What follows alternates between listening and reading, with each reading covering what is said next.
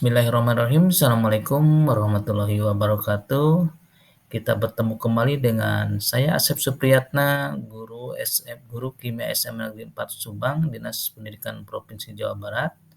Pada kesempatan kali ini saya akan menyampaikan materi tentang halo alkana, di mana materi ini adalah materi kelas 12 semester 1. Adapun tujuan dari pembelajaran halo alkana ini adalah pertama, siswa dapat menjelaskan pengertian senyawa halo alkana. Kedua, siswa dapat memahami struktur senyawa halo alkana.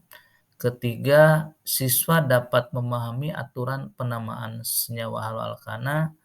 Keempat, siswa dapat menentukan nama senyawa halo alkana.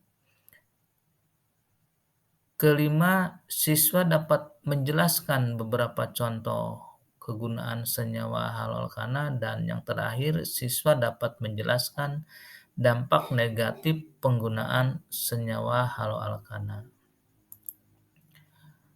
Baiklah, kita bahas tentang pengertian senyawa halo alkana. Senyawa halo alkana merupakan kepanjangan dari halogen alkana dengan rumus umum CnH2n plus 1x. Rumus umum ini berlaku untuk senyawa monohaloalkana dan dapat ditulis sebagai rumus Rx, di mana R adalah gugus alkil dan X adalah atom halogen. Oleh karena itu, senyawa halo alkana seringkali disebut sebagai senyawa alkil halida. Nah, kita bahas lagi tentang struktur senyawa halo alkana. Berdasarkan jumlah atom hidrogen yang terikat pada atom karbon yang memiliki ikatan dengan atom halogen, maka halo alkana dibedakan menjadi 3, yaitu halo alkana primer, halo alkana sekunder, dan halo alkana tersier. Nah, apa itu halo alkana primer? Halo alkana primer adalah senyawa halo alkana di mana terdapat 2 atom hidrogen yang terikat ke atom karbon yang memiliki ikatan dengan atom halogen. Atau dengan kata lain, atom halogen terikat pada atom karbon primer. Apa itu atom karbon primer? Yaitu atom karbon yang mengikat satu atom karbon lainnya. Contohnya di sini adalah 1 kloropropana. Selanjutnya adalah halo alkana sekunder. Halo alkana sekunder adalah senyawa halo alkana di mana terdapat 1 atom hidrogen yang terikat ke atom karbon yang memiliki ikatan dengan atom halogen. Di mana, atau dengan kata lain, bahwa halo alkana sekunder itu adalah atom halogennya terikat pada karbon sekunder. Apa itu karbon sekunder? Karbon yang mengikat 2 atom karbon yang lainnya. Seperti contoh di sini adalah, dalam gambar ini adalah 2 kloropropana. Berikutnya adalah yang ketiga adalah halo alkana tersier.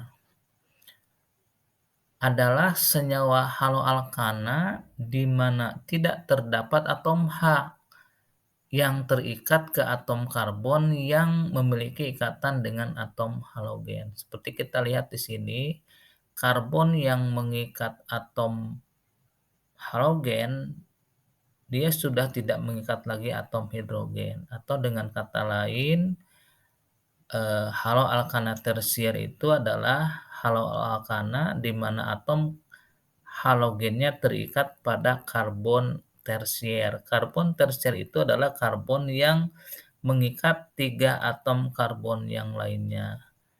Dalam hal ini adalah contohnya adalah 2 kloro 2 metil propana. 2 kloro 2 metil propana.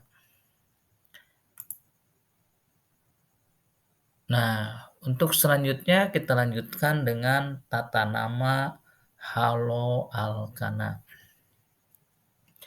Menurut tata nama Ayurveda, senyawa haloalkana dianggap sama dengan alkana karena haloalkana merupakan senyawa turunan alkana. Adapun urutan cara penamaannya adalah sebagai berikut. Pertama, menentukan rantai utama, yaitu rantai karbon terpanjang yang mengandung atom halogen seperti fluor, klor, brom, dan iod. Yang kedua, memberi nomor. Penomoran dimulai dari salah satu ujung rantai sedemikian sehingga posisi atom halogen mendapat nomor terkecil.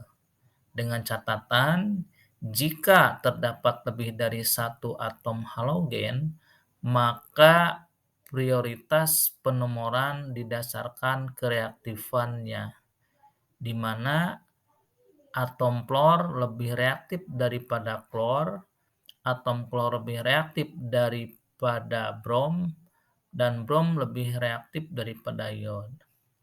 Yang ketiga, gugus alkil selain rantai induk dan atom halogen maka akan dianggap sebagai cabang. Bisa kita lihat biar lebih jelas aturan menurut tata nama IUPAC, kita bisa lihat dari gambar berikut ini. Nah, bisa kita lihat gambar yang kuning ini adalah rantai alkananya yang terpanjang. Nah, penomoran dimulai dari ujung sebelah kanan karena ujung yang paling dekat yang mengikat atom halogen. Nah, sehingga di sini kita hitung mulai nomor atom 1, karbon 2, 3 sampai 5. Nah, kebetulan di sini pada senyawa haloalkana ini mengikat lebih dari satu halogen, di mana di sini ada 2 kloro yang terikat pada karbon nomor 1 dan 2, dan ada atom halogen fluoro yang terikat pada karbon nomor 1, juga ada gugus alkil dalam hal ini etil yang terikat pada karbon 3.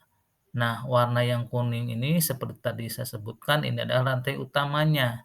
Nah, sehingga nama dari contoh senyawa haloalkana dalam gambar ini adalah 1,2 dikloro, 1 fluoro, 3 etil pentana. Selain tata nama menurut IUPAC, juga ada tata nama menurut trivial atau nama lazim. Nah, menurut tata nama trivial atau lazim, haloalkana dengan satu atom halogen atau monohaloalkana memiliki nama umum sebagai alkil halida. Seperti kita lihat di sini adalah ada etil klorida dan ada isopropil bromida. Nah, selanjutnya kita akan bahas isomer haloalkana. Berdasarkan analisis rumus struktur dan rumus molekulnya, haloalkana memiliki isomer posisi dan isomer rangka. Bisa kita lihat di sini contoh dari isomer posisi, yaitu di sini adalah 1 kloropropana dan 2 kloropropana. Kedua senyawa itu memiliki rumus molekul sama, yaitu C3H7Cl, tetapi posisi atom klorin berbeda. Pada 1 kloropropana, atom Cl terikat pada karbon nomor 1, sedangkan pada 2 kloropropana terikat pada atom karbon nomor 2. Kedua senyawa ini dikatakan berisomer satu sama lain, yaitu isomer posisi. Kita lihat di sini Cl pada 2 kloropropana posisinya pada karbon kedua, sedangkan pada 1 kloropropana Cl-nya pada karbon nomor 1. Berikutnya adalah isomer kerangka. Isomer kerangka ini adalah menyatakan perbedaan rantai utama dari senyawa haloalkana yang memiliki rumus yang sama. Seperti dalam gambar ini, struktur molekul haloalkana berikut dengan rumus molekul sama, yaitu C4H9Cl, membentuk dua isomer. Satu sebagai 1 klorobutana dan yang kedua adalah 2 kloro 2 metil propana. Kedua senyawa itu tergolong halobutana tetapi berbeda rantai utamanya. Oleh karena itu, kedua senyawa tersebut dinamakan berisomer kerangka. Nah, yang berikutnya adalah kegunaan haloalkana. Senyawa haloalkana berperan penting dalam kehidupan sehari-hari seperti dalam industri farmasi, plastik, dan dalam bidang pertanian. Namun penggunaan senyawa haloalkana juga memiliki dampak negatif terhadap lingkungan, baik di permukaan bumi maupun di atmosfer. Nah, berikut ini adalah kegunaan beberapa senyawa haloalkana antara lain, contohnya adalah CCl4 atau karbon tetraklorida. Mempunyai titik didih 77 derajat Celcius, merupakan cairan tidak berwarna dengan bau yang sedikit tidak enak. Senyawa ini tidak larut dalam air atau nonpolar dan menjadi pelarut yang baik untuk minyak dan lemak, serta sering digunakan dalam cuci kering atau dry clean.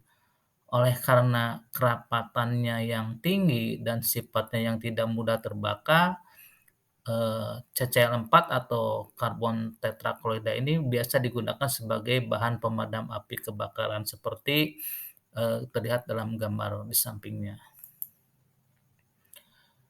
Contoh berikutnya adalah kloroform. Kloroform atau CH-Cl3 mempunyai titik didih lebih rendah dari CCl4 yaitu 62 derajat Celcius.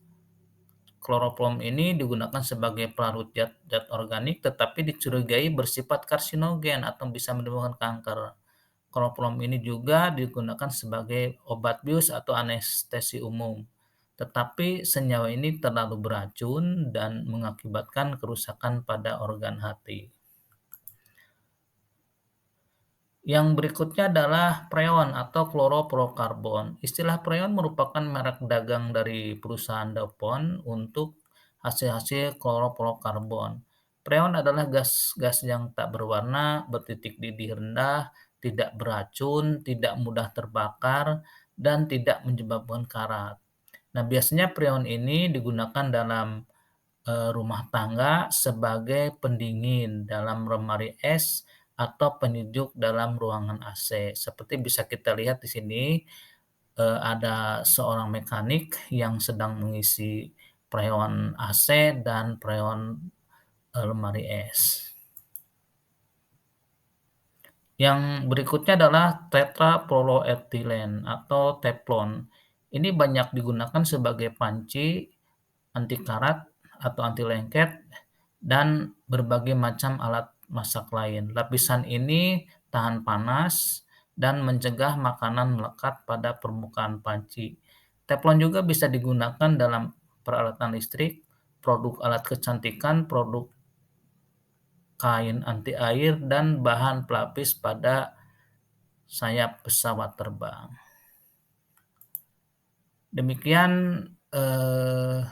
bisa kita lihat juga reaksi pembuatan teflon. Di sini CHClF2 dipanaskan dalam suhu 600 sampai 800 derajat sehingga menghasilkan eee, CF CE CCF4 dan hasil sampingnya asam klorida. Nah, dari, preon ini, dari CF4 ini akan membentuk reaksi polimerisasi menjadi preon. Demikian, pembelajaran tentang haloalkana. Terima kasih atas perhatiannya, semoga bermanfaat. Adapun bahan rujukannya adalah seperti yang pada slide berikut ini. Terima kasih. Wassalamualaikum warahmatullahi wabarakatuh.